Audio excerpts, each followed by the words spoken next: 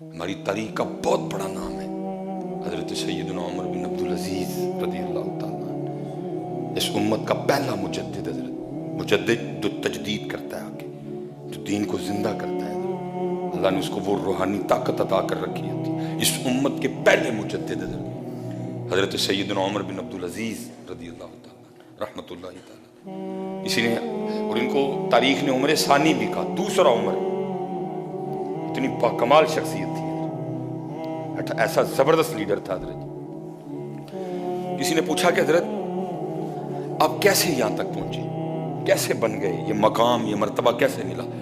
آپ نے فرمایا میرے والد اور میرے استاد کی وجہ سے۔ اس کی حضور وہ کیسے؟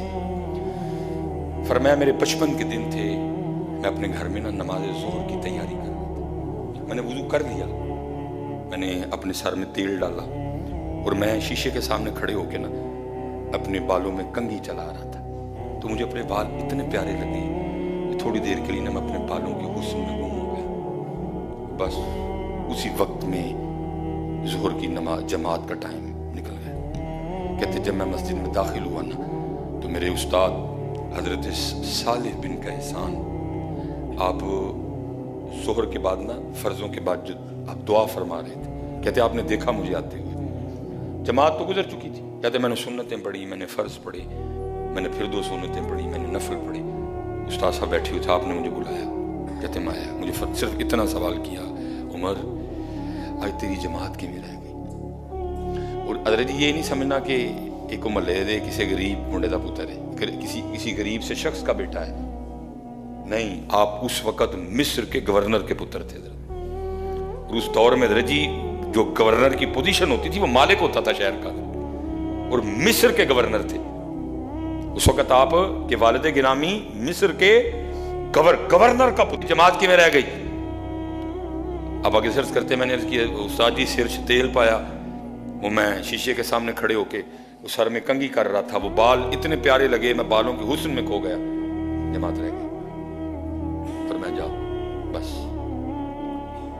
کاتب کو بلایا، آپ کے والد جو اس وقت مصر کے گورنر تھے حضرت عبدالعزیز رحمۃ اللہ تعالیٰ نے ان کو خط لکھا، فرمایا اے عبدالعزیز، آج بالوں میں کنگھی چلانے کی وجہ سے تیرے بیٹے کی ظہر کی جماعت رہ گئی، سزا کا فیصلہ تم کرو گے کہ میں کروں؟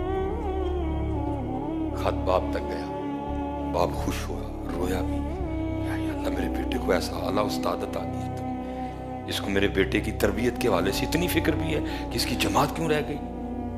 آپ نے پہلے آپ کے استاد کا شکریہ ادا کیا، جو واپس خط آیا اس میں آپ نے پھر لکھا، آپ نے فرمایا جماعت رہ گئی بالوں میں کنگھی ہونے کی وجہ سے، تو پھر اس کی سزا یہ ہے کہ اس کی ٹینٹ کروا دو، نہ رہیں گے بال، نہ چلے گی سر پہ کنگھی اور نہ چھوٹے گی جماعت۔ آپ فرماتے اس والد اور استاد کی وجہ سے میں عمر سے عمر ثانی بن گیا، اس استاد اور اس والد کی وجہ سے میں یہاں سے وہاں سے یہاں تک آ گئے۔ ہمیں اپنا رول پلے کرنا، اور حضرت جی بالکل نہ چکو، اپنے بچیاں نوں بہ کے دسو پتر اتھے ساڈے کولوں اے غلطی ہوئی تاں ساڈا پاکستان پیچھے رہ گیا، پتر اوڈی اسی بنانی سی، مرسڈیز اسی بنانی سی، بس پتر ساڈے کولوں اے غلطیاں ہو گئی، منو یار اپنی غلطیاں، نہ ساریاں عمران خان تے نواز شریف تے پاؤ، نہ ساریاں زرداری تے پاؤ، منی منو اپنی خدا دا واسطہ جی ہاتھ جوڑ کے اپنی اولاداں نوں دسو کہ اتھے ساڈے کولوں پترو اے بچیو غلطیاں ہوئیاں، اسی اتھے اپنا رول پلے نہیں کیتا، تاں پاکستان پیچھے رہ گیا۔ میں نے کہا نا، میں عمرے سے بعد دل جلتا ہے حضرت جی، جتیاں لواندے نہیں، جراباں لواندے نہیں، انگوٹھیاں لواندے نہیں۔ پھر حیران کن بات ہے حضرت جی، میں جب وہاں گیا انہوں نے اتروائی، کیوں بولا؟ کیوں؟ کیونکہ ہم مانگنے والے ہیں حضرت جی، اسی سعودیہ دے پیسے دینے نے، تاں ساڈے نال انج کردے نے۔ یو کے والے نے لوائیاں جتیاں میری کو، بڑا عمرہ کر رکھا تھا، میری ٹنڈ تھی حضرت جی، اللہ مجھے پتا تھا ان منوسوں نے جوتیاں اتروانی ہیں، میں نے پہلے کینچی پہنی ہوئی تھی، انہوں بھی لوائی میری حضرت۔ اللہ میں مشین سے گزرا ہوں، مشین نے مجھے کلیئر کیا حضرت۔ پھر کیوں بلا؟ کہ ہم مانگنے والے ہیں، मांगने वालों की कोई इज्जत नहीं होती। जितने पुत्र प्यो बैठे थे भाजी दसो अपने बच्चों पुत्र इत्थे इत्थे मेरे को है गलती हुई साडा पाकिस्तान पीछे रह गया।